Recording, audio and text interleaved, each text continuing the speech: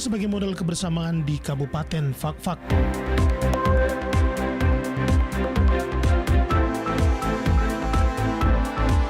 Tujuh petak rumah habis terbakar di Jalan Ternate, Merauke.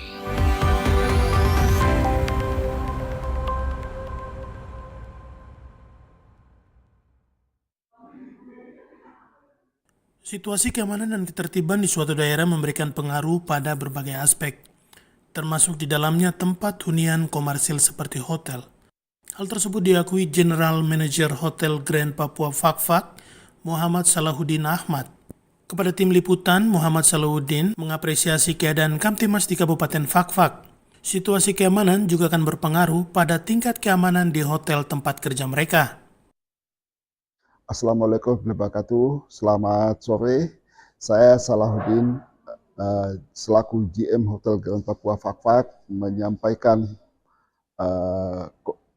selama bulan Desember 2024, alhamdulillah okupansi hotel cukup bagus, di atas 50%, dan juga kondisi keamanan ketertiban di lingkungan hotel dan Fakfak secara keseluruhan cukup bagus, terkendali.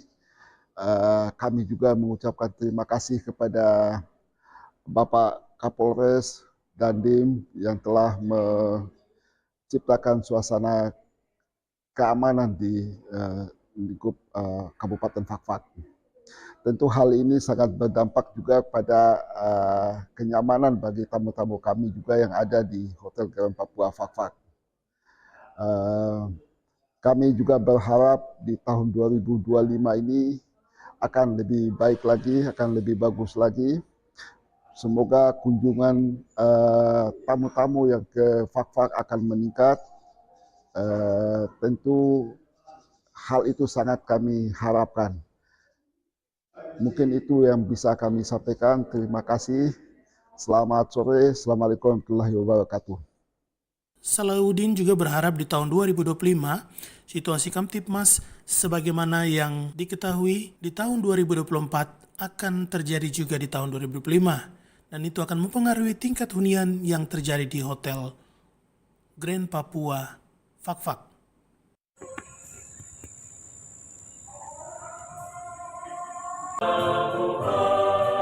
Pernyataan tersebut disampaikan Ketua Gerakan Pemuda KEI yang disingkat GPMK Kabupaten Fakfak, Martinus Fawoman, kepada tim liputan yang senantiasa memantau anak-anak muda KEI yang mengimplementasikan program kerjanya. Salah satunya adalah PAM di rumah ibadah saat melaksanakan ibadah Idul Fitri maupun ibadah perayaan Natal setiap tahun.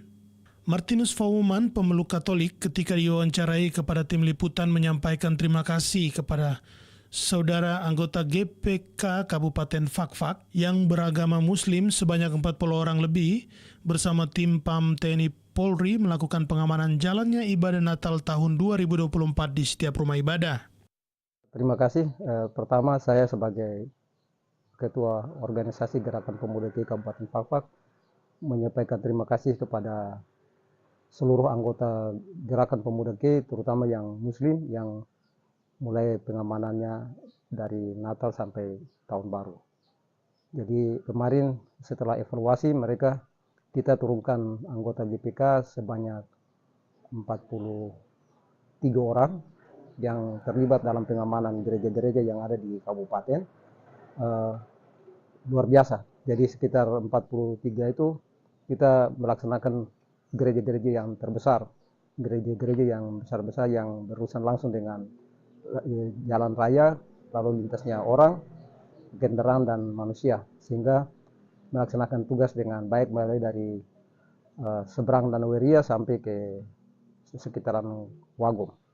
Jadi ini Martinus menyampaikan terima kasih juga kepada masyarakat Fakfak karena toleransi tidak hanya bicara tetapi dibuktikan di lapangan. Ucapan terima kasih juga disampaikan kepada TNI Polri di Kabupaten Fakfak, Polda Papua Barat yang telah bekerja sama dengan GPK Kabupaten Fakfak selama tahun 2024. Dan juga kepada semua masyarakat yang ada dimanapun berada, sehingga hal yang sama ini boleh dilaksanakan di manapun. Sehingga kita toleransi itu tetap bukan hanya bicara, tapi harus dibuktikan dalam lapangan. Dan saya juga terima kasih kepada pemerintah daerah Kabupaten Fakfak, Bupati, Wakil Bupati, seluruh jajarannya yang juga membantu kami dalam kegiatan ini. TNI Polri yang luar biasa yang bersama-sama dengan kami selalu bekerja sama di lapangan, terutama Polda Papua Barat juga yang selalu mendukung kami dalam kegiatan-kegiatan pengamanan. Semoga tahun-tahun depan kita tetap bersama dan bersatu lebih baik lagi. Terima kasih, Shalom, Tuhan memberkati.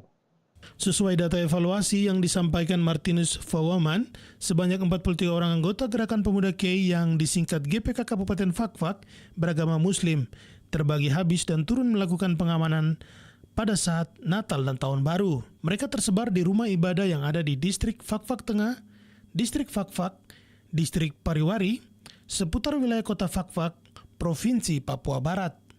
Frans Tamela, kontributor TVRI Papua Barat, melaporkan.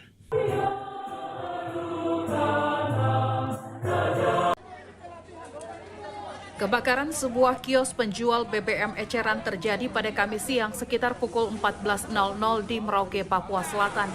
Kejadian bermula saat pemilik kios Daeng Suat akan mengisi bensin yang akan dituang ke botol eceran, namun tiba-tiba meledak dan menyambar pemilik kios beserta istrinya. Bangunan kios yang terbuat dari kayu dengan cepat terbakar dan merambat ke 7 petak rumah dan kios di sekitarnya. Usai mengeluarkan korban dari dalam rumah, warga langsung melarikan kedua korban ke rumah sakit karena luka bakar yang diderita. Jadi kebakaran mulanya dari kios. Jadi kebetulan om yang punya kios ini dia juga ada jualan bensin. Jualan bensin. Jadi mungkin tadi tuh sempat mungkin takar bensin. Langsung pada saat waktu takar bensin percikan api mulai dari situ. Ya kebetulan kan cuaca juga panas. Jadi terbakar itu masih sedikit. Tapi anak-anak saat ada bermain, mereka lihat, waduh ini api tanpa menyala besar, jadi langsung merambat dari dalam kios itu, dia merambat keluar. Sempat om dengan tante ini tidak keluar, tapi masyarakat melihat bahwa sudah ini, jadi mereka rame-rame berbondong-bondong untuk kasih keluar ini. Rencananya nih om tidak mau keluar dari dalam. Pemiliknya luka bakar? Iya, luka bakar di sekujur tubuh, sudah kebetulan sudah dibawa ke rumah sakit, sudah ditangani. 2 unit mobil pemadam kebakaran serta 2 unit mobil tangki air dikerahkan dan sekitar 2 jam setelahnya api baru dapat dipadamkan. Amin Rosidah melaporkan dari Merauke, Papua Selatan. Kapolres Merauke AKBP Leonardo Yoga didampingi Kasih Humas AKP Pri Sutejo mengatakan, dalam penanganan kasus tindak pidana korupsi, pembuktian harus nyata dan pasti. Seperti pada kasus dugaan korupsi di Dinas Pemberdayaan Masyarakat Kampung Kabupaten Merauke yang menyebabkan kerugian negara mencapai 700 juta rupiah lebih. Dalam kasus ini sebanyak 32 orang saksi termasuk saksi ahli, yakni MR yang menjabat bendahara telah diperiksa. Dan untuk penyerahan tersangka dan barang bukti, pihaknya masih menunggu petunjuk dari Kejaksaan Negeri Merauke. Ya, jadi sesuai dengan pemenuhan alat bukti, tersangka atas nama MF itu menjabat sebagai bendahara pengeluaran dari dinas tersebut. Ya, jadi sejauh ini sesuai dengan pemeriksaan dan melibatkan para ahli, ini yang kita kirim tersangkanya dan sudah P21. Karena dalam kasus korupsi tentunya dalam pembuktian itu harus nyata dan pasti. Ya. Tidak ada kasus korupsi yang bisa P21 tanpa penyidik menemukan alat bukti yang nyata dan pasti. Dalam kasus dugaan penyalahgunaan anggaran yang terjadi di tahun 2020 lalu, penyidik telah menetapkan 2 orang tersangka, yakni AA dan MR, di mana para tersangka menggelapkan anggaran dari dana uang persediaan sebesar 1 miliar rupiah yang dikelola oleh bendahara pengeluaran. Dengan dana yang digelapkan mencapai 702 juta rupiah yang terdiri dari 4 kegiatan. Dalam proses penyidikan, tersangka melakukan pengembalian sehingga kerugian negara berkurang hingga 600 juta rupiah lebih. Amin Rosidah melaporkan. Dewan Perwakilan Daerah Republik Indonesia melalui Komite 2 melakukan monitoring ke sejumlah bandara di Papua untuk memastikan kesiapan bandara saat Natal dan Tahun Baru. Hasil monitoring secara keseluruhan sudah sangat baik, namun ada satu hal yang menjadi masalah dan menjadi perhatian Komite 2 DPD RI. Masalah tersebut adalah rusaknya pagar runway di salah satu bandara di Papua. Hal tersebut langsung menjadi perhatian serius DPD RI melalui Komite 2 yang membidangi urusan perhubungan, darat, laut, dan udara. Lalita, salah satu anggota DPD RI Dapil Papua, sangat menyayangkan kerusakan pagar tersebut. Menurutnya hal tersebut dapat membahayakan penerbangan khususnya bagi keselamatan para penumpang. Pihak Komite 2 DPD RI telah meminta kepada pengelola bandara untuk segera memperbaiki kerusakan pagar tersebut. Cuma satu aja yang saya concern, yang saya agak khawatir, ternyata di titik landas yang kilometer berapa Pak? Itu ada kayak kerusakan pagar di bandara, runway. Memang kita udah perbaiki tapi sering ada lagi kerusakan lagi. Itu yang sangat menjadi concern buat saya. Seharusnya itu tidak terjadi karena itu sangat membahayakan baik nyawa penumpang, pesawat yang lain ataupun yang lainnya, entah itu kru di lapangan di bandara ya, harusnya itu sudah bisa ditangani. Jangan sampai hanya karena ada kerusakan kecil banyak nyawa hilang. Itu aja yang saya dari tadi mikir, kok bisa ya ada kerusakan pagar runway bandara. Ya semoga secepatnya diatasi dan tidak ada lagi lah tangan-tangan usil lagi. TVRI Papua, Renol mengabarkan. Ternyata di titik landas yang Beginilah suasana pasar ikan biak yang terlihat cukup sepi dari hari-hari biasanya. Pasar ikan biak yang terletak di Kelurahan Vandoy ini menjadi salah satu pasar sentral di Kota Biak yang menjual ikan dan berbagai kebutuhan dapur lainnya. Salah satu pedagang ikan, Anas Sombuk, mengatakan setiap awal tahun atau tepatnya pada tanggal 1 Januari, pasar ikan biak selalu sepi dari pembeli atau pengunjung. Hal ini dikarenakan para pembeli telah melakukan aktivitas perbelanjaan pada tanggal 30 dan 31 Desember untuk persiapan acara malam lepas sambut tahun baru. Ana menjelaskan meski demikian pada tanggal 1 Januari beberapa pedagang bumbu maupun pedagang ikan tetap datang ke pasar ikan untuk berjualan memenuhi kebutuhan pembeli di awal tahun. Selain itu, Ana juga harus tetap berjualan ikan agar stok ikan miliknya tidak busuk atau disimpan terlalu lama. Banyak, terus kurang pembeli itu pada saat tanggal 31 Desember kan pembeli agak banyak. Di Januari ke atas itu pembeli kurang. Pedagang juga ikan kurang. Kalau kamu bilang itu tanggal 1 Januari itu memang sepi sekali, tidak ada pembeli. Apalagi kalau pura-pura semua banyak yang dapat ya, kan kurang. Kalau kita tidak jualan kan jelas kan tidak bisa ini, harus kasih habis. Nanti ikan rusak kalau tidak jual.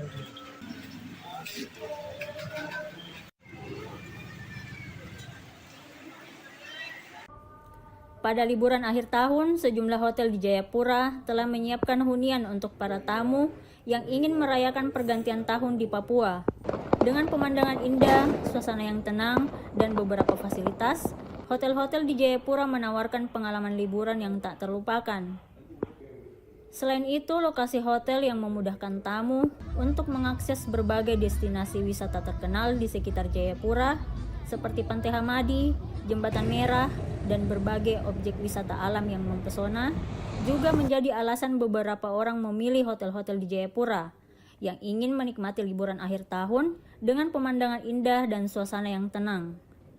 Salah satu General Manager Hotel di Jayapura, Ruben, menjelaskan, pengunjung hotel mengalami penurunan yang signifikan karena pengaruh dari COVID yang terjadi beberapa tahun silam dan adanya pencalonan kepala daerah beberapa waktu lalu. Oke, untuk di Hotel Gamalama sendiri, kita di tingkat okupansi dari tahun 2023 itu memang agak naik, cuma di 2024 ini memang agak signifikan turun low ya. Di 2024 itu dikarenakan karena kemarin pengaruh dari salah satu COVID ya kan, berpengaruh sampai ke sini, akhirnya tingkat okupansi tamu untuk di 2024 ini memang agak menurun drastis untuk tingkat hunian di Jayapura juga rata-rata begitu. Dan yang kedua adanya pencalonan kemarin juga itu merupakan dampak bagi hotel-hotel karena Ada hotel yang memang ditujukan untuk kegiatan itu dan ada juga hotel yang tidak ditujukan untuk kegiatan seperti itu. Jadi hotel-hotel kita macam Melati begini sangat berdampak sekali pada tingkat hunian di Jayapura ini. Ruben juga menambahkan, tamu hotel yang datang kebanyakan adalah tamu-tamu lokal. Tamu dari luar Papua sangat sedikit jumlahnya. Dari Jayapura, Hardianti melaporkan. Awal tahun 2025, harga ikan di pasar dalam Manokwari masih tinggi harganya. Dari kisaran Rp50.000 hingga yang paling tinggi Rp200.000. Dari pantauan tim liputan di Pasar Ikan Sanggeng Manokwari, suasana pasar sudah berjalan. Namun jumlah pedagang yang berjualan ikan masih sangat sedikit dibandingkan hari-hari biasanya. Salah satu pedagang ikan, Yosua Yenu, saat ditemui mengatakan di awal tahun 2025, kondisi pasar saat ini belum stabil dengan baik, dikarenakan nelayan masih merayakan tahun baru. Hal ini berdampak pada situasi pasar saat ini. Dan harga ikan saat ini masih dinilai sangat tinggi dari harga-harga biasanya. Aktivitas pasar akan berjalan kembali normal pada tanggal 5 hingga pertengahan bulan Januari. Walaupun kurangnya ikan, namun pembeli yang datang ke Pasar Ikan Sanggeng untuk berbelanja, antusiasnya masih sangat meningkat. Puji Tuhan, di tahun baru 2025 ini, pada hari ini tanggal 2 Januari, kondisi pasar hari ini belum stabil. Kenapa demikian? Karena para nelayan-nelayan yang selalu ke laut untuk mancing, mereka masih merayakan dimana menyambut tahun baru, sehingga kondisi pasar hari ini belum stabil. Dan harga ikan hari ini agak sedikit melonjak naik. Dari yang harga 150 naik harga 200. Itu untuk standar ikan-ikan kecil, seperti ikan merah, yang tali-tali, sedangkan yang besar, yang talinya harganya 150 juga naik 200. Saya sementara seperti begitu. Minimal tanggal 5-6 kita sudah mulai meningkat. Ya, maksimalnya pasti tanggal 10 ke atas. Itu sudah maksimal, sudah stabil seperti biasa. Itu harga ikan pasti stabil kembali. Untuk para pembeli atau konsumsi masih jalan seperti biasa. Cuma kondisi ikan saja yang menurun karena nelayan masih istirahat ataupun masih melaksanakan perayaan untuk tahun baru.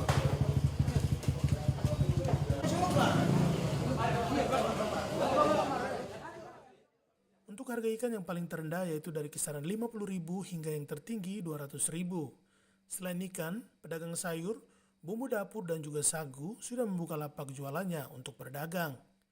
Jimmy Tabisu, TVRI Papua Barat melaporkan.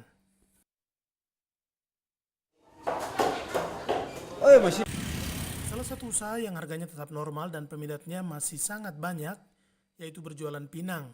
Di tanah Papua, makan pinang merupakan budaya yang telah berlangsung secara turun-temurun.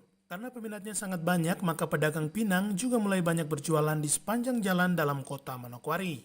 Beberapa pedagang pinang yang berjualan sangat banyak di areal Pasar Sanggeng Manokwari, tepatnya di depan Bank Mandiri, berdiri beberapa lapak kecil berjejer yang mendagangkan pinang kering, pinang muda, siri, dan juga kapur. Udin, salah satu pedagang pinang yang telah berjualan selama kurang lebih 6 tahun di Pasar Sanggeng Manokwari, mengatakan untuk pinang kering diimpor dari Sumatera, sedangkan pinang muda, siri, dan juga kapur berasal dari dalam Manokwari dan juga sekitarnya. Sedangkan untuk harga pinang kering 1 kilo dihargai 80 hingga 90 ribu, tergantung kualitas produk tersebut. Untuk siri 1 kilo dihargai 60 ribu, sedangkan harga kapur 1 kilo 10 ribu. Udin menambahkan, senang berjualan pinang karena harganya stabil dan juga pembelinya normal, tidak terpengaruh dengan naik turunnya harga seperti produk lain yang ada di pasaran.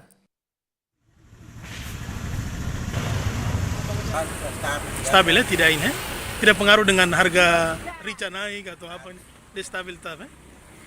Peminatnya bagaimana? Bagus ya? Oh, ini kalau pinang kering didatangkan dari Sumatera ya? Di sini kena 60, ada 80 ya. Kalau untuk lokal sendiri? Lokal di sini siri kan. Siri.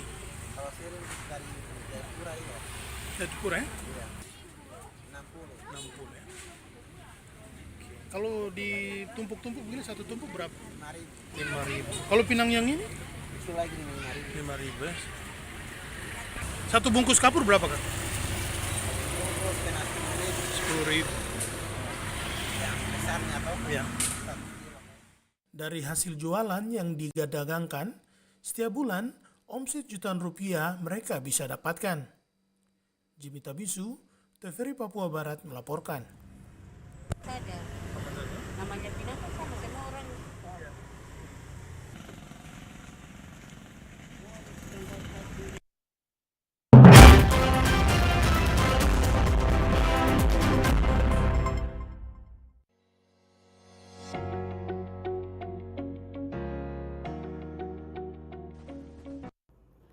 Cegah stunting itu penting.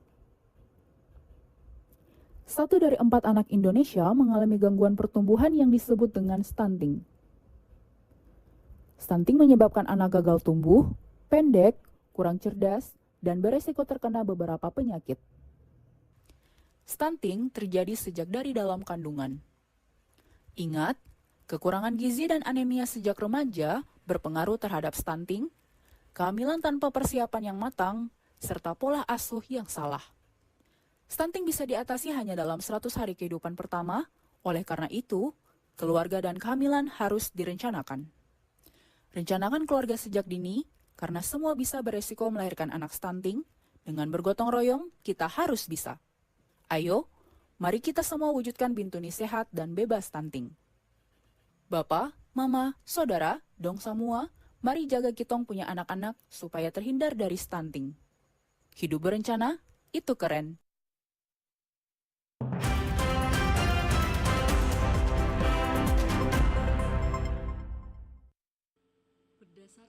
Selasa 31 Desember 2024, BMKG Toria melalui forecaster menyampaikan informasi perakiran cuaca untuk 7 hari ke depan dimulai 1 Januari hingga 7 Januari 2025. Hal tersebut disampaikan Prakirawan BMKG Toria, Tri Maria Isabella, dari ruang pantau pada Selasa 31 Desember 2024. Berdasarkan analisis global, Indonesia saat ini memasuki fase La Nina lemah.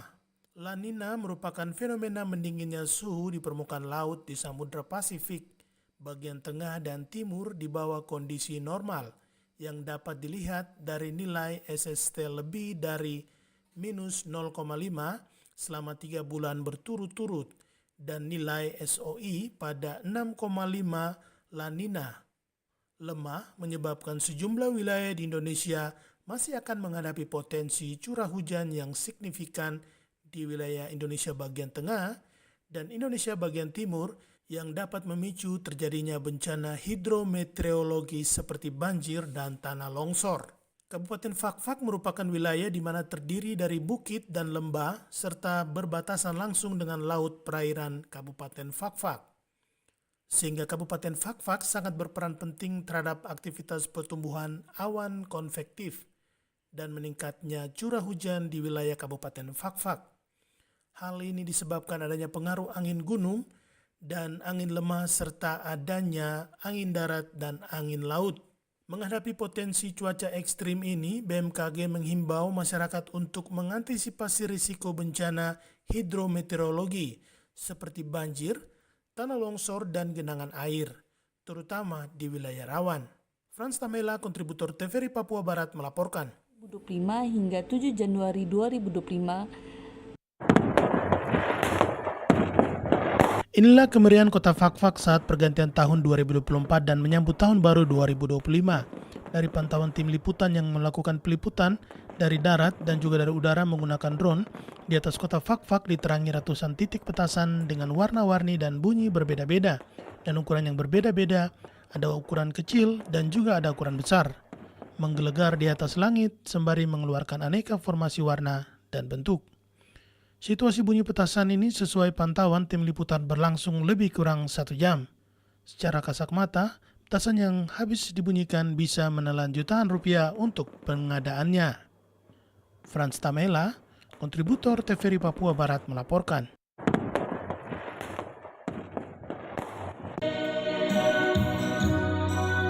Pendeta Maurits Rorohmana, pelayan firman GPI Papua, memimpin pelayanan ibadah tahun baru 1 Januari 2025 dengan pembacaan Alkitab Wahyu pasal 21 ayat 1 sampai dengan ayat yang ke-8 dengan judul sesuai penerbitan dari Lembaga Alkitab Indonesia, yakni Langit yang Baru dan Bumi yang Baru. Dengan judul sesuai penerbitan dari Lembaga Alkitab Indonesia, yakni Langit yang Baru dan Bumi yang Baru.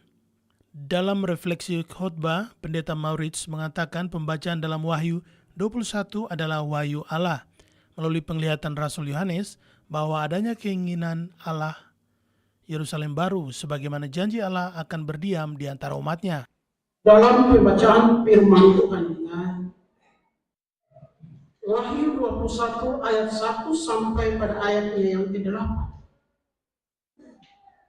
adalah bagian dari kitab Wahyu yang juga dapat mengungkapkan gambaran tentang dunia baru dan kedatangan kerajaan Allah yang penuh kemuliaan. Ayat pertama ini dapat mencatat bahwa Yohanes melihat langit yang baru dan bumi yang baru, menggantikan langit dan bumi yang lama yang telah hancur karena dosa dan penderitaan. Bapak Ibu yang dikasihi Tuhan, dalam penglihatan ini, Yerusalem baru, kota suci, turun dari surga. Ini menunjukkan bahwa pemulihan penuh. Pendeta Maurits menambahkan dalam refleksinya ketika Allah menghendaki perubahan dalam sikap dan perilaku umat manusia di tahun 2025, Allah juga berjanji akan tinggal bersama dengan umat pilihannya dalam tugas dan pelayanan setiap orang yang benar di mata Tuhan. Ini yang semestinya yang harus kita jalani, kita lakukan dalam setiap kehidupan kita untuk memasuki tahun pelayanan, tahun pergumulan 2025 ini. Setiap kita yang diberi tanggung jawab untuk menata layani pelayanan pekerjaan Tuhan di ladang Tuhan ini. Dari pantauan tim liputan ibadah tahun baru, Jemaat Tanah Papua mengusung tema tahun dan bulan pelayanan 2025. Bulan Januari disoroti tema Allah menampakkan karyanya dan subtema Tuhan yang kekal menjadikan manusia dan alam semesta menjadi baru. Frans Tamela, TVRI Papua Barat melaporkan.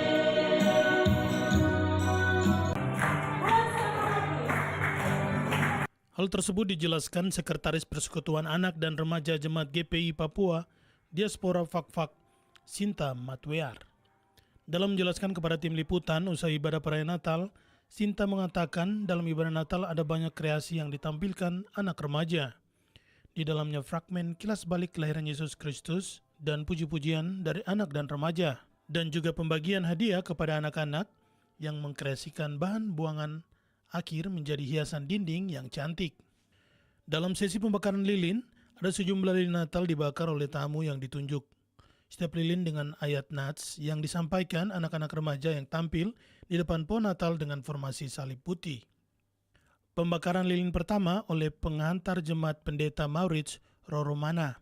Pembakaran lilin kedua oleh Ketua Jemaat Bapak Frans Tamela dan dilanjutkan oleh para undangan lain yang hadir. Anak remaja yang hadir dalam ibadah Natal mereka kurang lebih 300 orang anak. Frans Tamela, kontributor TVRI Fak-Fak, melaporkan.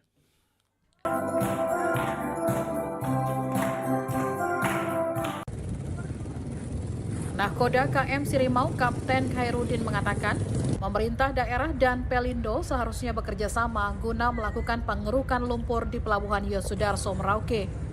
Hal ini harus dilakukan karena selama ini jika ada aktivitas kapal yang akan masuk pelabuhan, harus menunggu berjam-jam hingga air pasang terlebih dahulu. Kapten Khairuddin juga telah mengirim surat ke bagian operasional Pelni yang telah diteruskan ke Kementerian Perhubungan untuk melakukan pengerukan. Kapten Khairuddin menambahkan pelabuhan merupakan pintu gerbang ekonomi di suatu daerah. Apabila tidak ada aktivitas di pelabuhan, maka ekonomi akan lumpuh. Amin Rosidah melaporkan dari Merauke, Papua Selatan. Perawat kantor kesehatan pelabuhan kelas 3 Merauke, Lili, mengatakan Dalam pemeriksaan ini, pihaknya menggunakan alat thermoscanner yang bisa mendeteksi suhu tubuh manusia secara otomatis. Setiap penumpang yang tiba dari luar Merauke akan melewati thermoscanner sebelum mengambil bagasi maupun hendak menuju pintu keluar bandara. Apabila ditemukan suhu tubuh di atas 38 derajat Celcius, maka penumpang tersebut akan diarahkan ke pos kesehatan pelabuhan untuk dilakukan konfirmasi.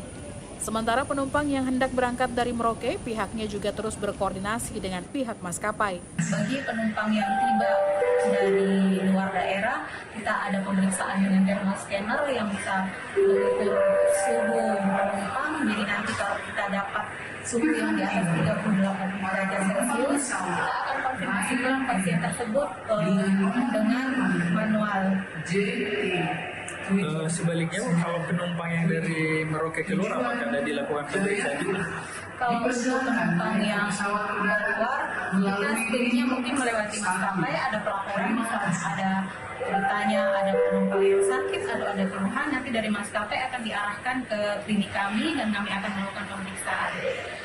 Kalau untuk sejauh ini selama arus mudik peningkatan jumlah penumpang kita belum temukan yang di atas 38 derajat. Tapi kalau Ibu melihat ini arus mudiknya meningkat atau menurun? Ada peningkatan. Sejauh ini di tengah terjadinya lonjakan penumpang di Bandara Mopah selama arus mudik, Kantor Kesehatan Pelabuhan Kelas 3 Merauke belum menemukan penumpang dengan suhu tubuh di atas 38 derajat Celcius. Walaupun tampak peningkatan jumlah penumpang di Bandara Mopah. Amin Rosida melaporkan dari Merauke, Papua Selatan.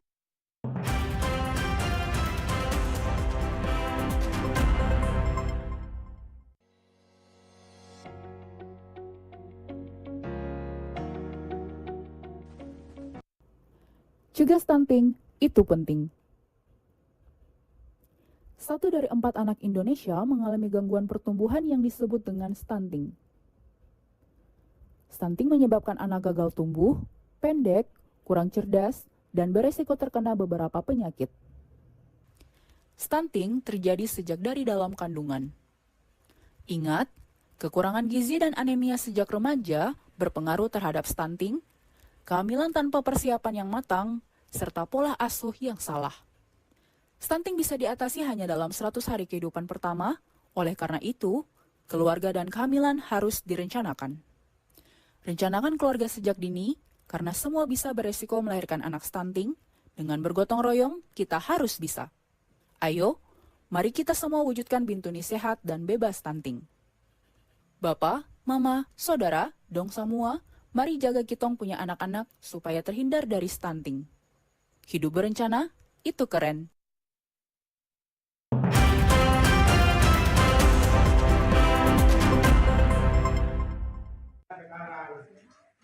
John TKG, pewarta Kring Bunda Maria mengatakan, sesuai dengan tema Natal, pihaknya mengajak umat untuk menyatakan diri dalam keluarga, kemudian Yesus sebagai juru selamat bagi dunia. Jadi ibu bapak, saudara dan saudari yang mungkin melihat atau mungkin menganalisa tema dari Natal 2024 ini, secara nyata kita tidak bisa pergi ke Bethlehem. Tapi kita sudah sampai dan kita sudah pergi ke Bethlehem. Lewat apa yang kita sudah siapkan sejak persiapan itu dilaksanakan sampai dengan perayaan Natal. Itu semua sudah dilaksanakan oleh setiap orang yang telah mengalami, merasakan bahwa dia telah mempersiapkan diri untuk menyambut hari raya Natal ini. Berarti dia sudah pergi ke Bethlehem dengan sendirinya secara iman. Dalam ibadah Natal bersama tersebut diikuti oleh puluhan umat yang berlangsung dengan hikmat dan penuh sukacita. John Magai melaporkan dari Nabire, Papua Tengah. Eka Kristina Yemo selaku anggota Dewan Perwakilan Daerah Republik Indonesia DPD RI Dapil Papua Tengah menyampaikan, organisasi Anla Bepuja harus mendapat perhatian khusus karena di dalamnya terdapat talenta-talenta muda yang tergabung dan memiliki integritas untuk turut terlibat dalam pembangunan di atas tanah Papua. Sehingga Eka Kristina Yemo berharap organisasi ini dapat dilibatkan dalam setiap program pemerintah yang mencakup wilayah Lapago.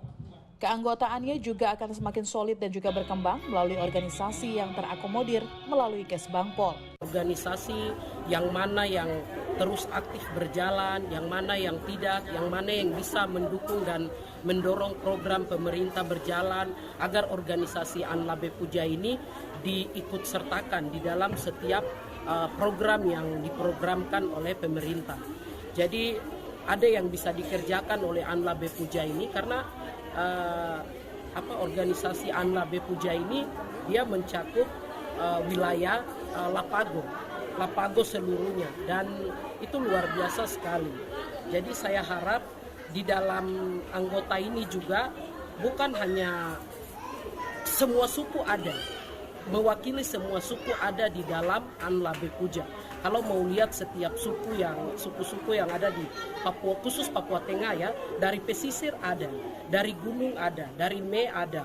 Jadi harapan kami agar Anlabe Puja ini bisa berkembang, itu pemerintah harus memperhatikan setiap organisasi yang sudah terdaftar di Kesbangpol yang aktif menjalankan kegiatannya dengan uang sendiri, dan itu harus diperhatikan dan diakomodir secara baik. John Magai melaporkan dari Nabire, Papua Tengah. Perayaan Hari Raya Natal di Kabupaten Merauke tahun 2024 berlangsung dengan penuh kedamaian dan ketertiban. Sejak misa malam Natal pada tanggal 24 Desember hingga ibadah Hari Natal kedua yang berlangsung pada 26 Desember 2024, situasi keamanan di wilayah ini tetap terjaga dengan baik. Kapolres Merauke AKBP Leonardo Yoga mengungkapkan bahwa pihak kepolisian telah menurunkan personil di setiap tempat ibadah untuk memastikan kelancaran ibadah Natal. Sejumlah gereja di Merauke dan sekitarnya menjadi fokus pengamanan polisi dengan petugas melakukan penjagaan dan patroli rutin di sekitar lokasi ibadah. Misa malam Natal diadakan pada 24 Desember 2024, serta ibadah pada 25 dan 26 Desember dihadiri oleh ribuan umat Kristiani, berlangsung dengan khidmat tanpa ada gangguan. Polres Merauke juga memastikan pengamanan di jalur-jalur yang dilalui oleh jemaat menuju gereja, serta mengantisipasi potensi kemacetan atau gangguan lainnya.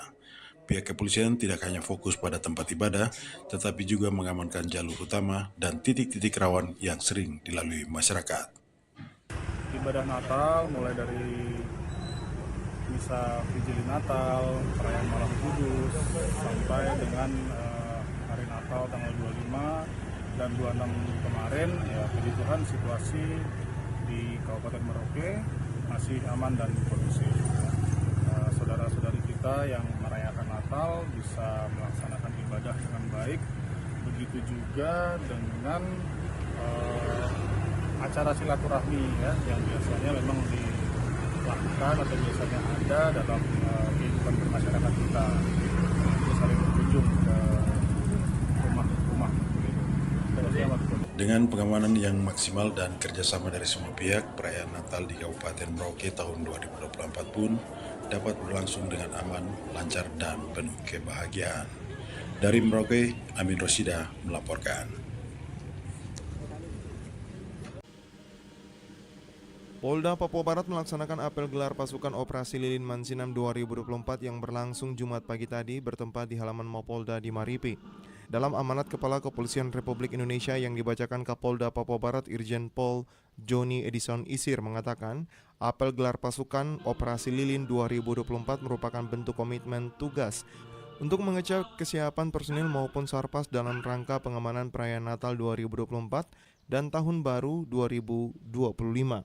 Seluruhnya bisa berjalan aman dan lancar, sebagaimana penekanan disampaikan Presiden Prabowo Subianto agar seluruh instansi terkait dapat melaksanakan tugas secara bersama-sama.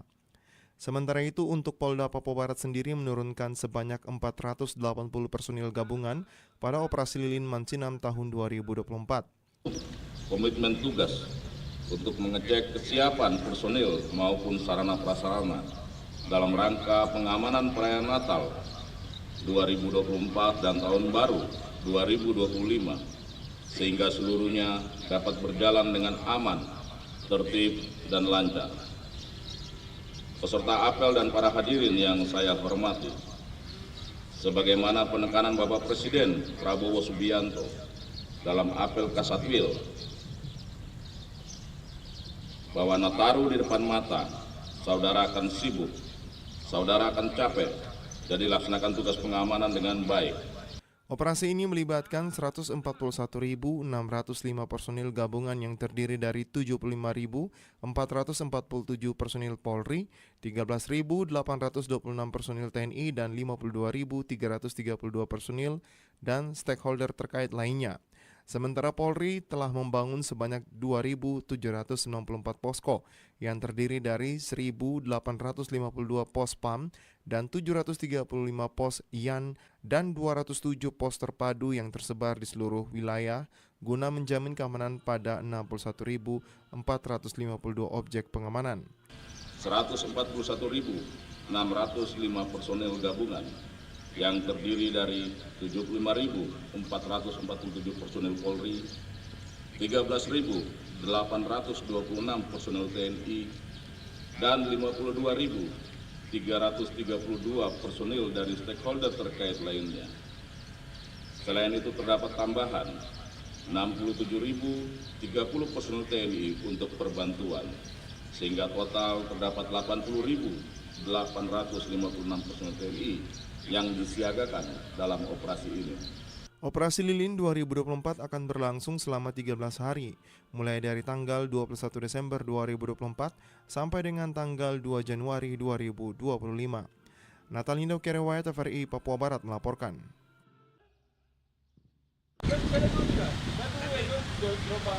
Demikian hal itu disampaikan Kasat Lantas Ibtu Nurfa saat melakukan pengecekan pos pengamanan Natal dan Tahun Baru di Jalan Haji Bauwosi dalam mendukung dan melaksanakan operasi lilin tahun 2024-2025. Dirinya menghimbau kepada seluruh pengendara baik roda 2 maupun roda 4 agar menjelang Hari Raya Natal dan Tahun Baru, volume kendaraan akhir-akhir ini cukup meningkat, sehingga diharapkan pengendara selalu menaati setiap aturan dan rambu-rambu lalu lintas yang telah dipasang oleh Polresta Manokwari bersama Perhubungan. Dalam rangka operasi lilin ini yang kami mungkin tekankan, mungkin teman-teman yang berkendara knalpotnya tidak sesuai spektek, gonceng lebih dari 3 melawan arus.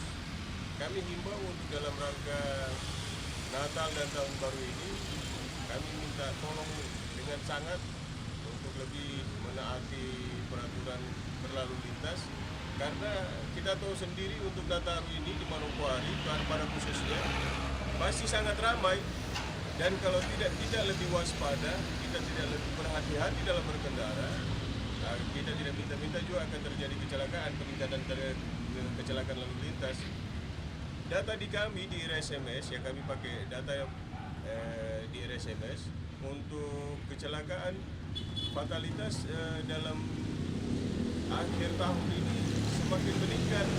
Jadi kami minta tolong kepada regulan, kepada guru, kepada keluarga, kepada bapak, pace, orang lebih memperhatikan lagi anak-anaknya, karena yang kami pantau untuk kendaraan-kendaraan yang dipakai ngebut-ngebut ini kebanyakan anak-anak muda kita, anak-anak usia sekolah dan pelajar. Demikian kakak. Di samping itu ungkap Kasat Lantas bahwa pihaknya sedang menyiapkan pembangunan posko pelayanan dan posko terpadu di tempat-tempat keramaian maupun di bandara dan pelabuhan yang dibuka mulai dari tanggal 21 Desember sampai dengan 2 Januari 2025.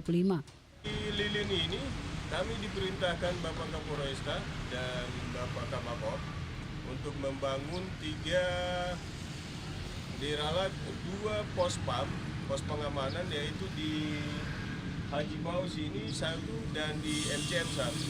Untuk pos pelayanan ada 1 titik di TL Sinar Suri.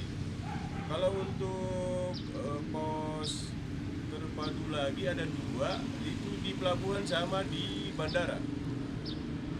Natalindo Kerewai, TVRI Papua Barat melaporkan.